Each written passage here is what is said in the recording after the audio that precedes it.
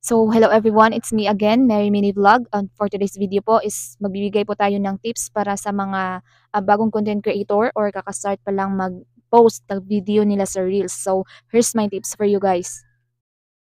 So, para sa mga bagong content creator po or may plano mag-vlog, so mas okay na magawa po kayo ng new account para madali mong makita or ma-review yung mga video mo na in-upload mo sa Reels.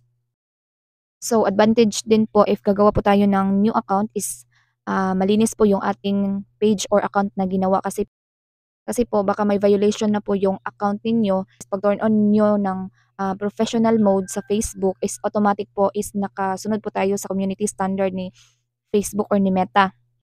So for example po sa akin before po is kahit ano lang po yung ina-upload ko sa aking Facebook and baka may isa akong in-upload doon na hindi follow sa community standard ni Facebook. So ayan po, magkakaroon po talaga tayo ng violation. So mas mabuti po na bago po yung account natin para alam po natin na malinis yung account natin. And the second one po is kailangan po natin mag-upload ng original video po natin. And pangatlo po is kailangan di po tayo gagamit ng music ni Facebook para di po tayo makapiright or magkakaroon ng violation. And yun lang po for today's video, yun lang po ang mabibigay nating tips para sa mga new content creator or sa mga may planong maging vlogger soon. So thank you for watching. Please follow and share guys. Good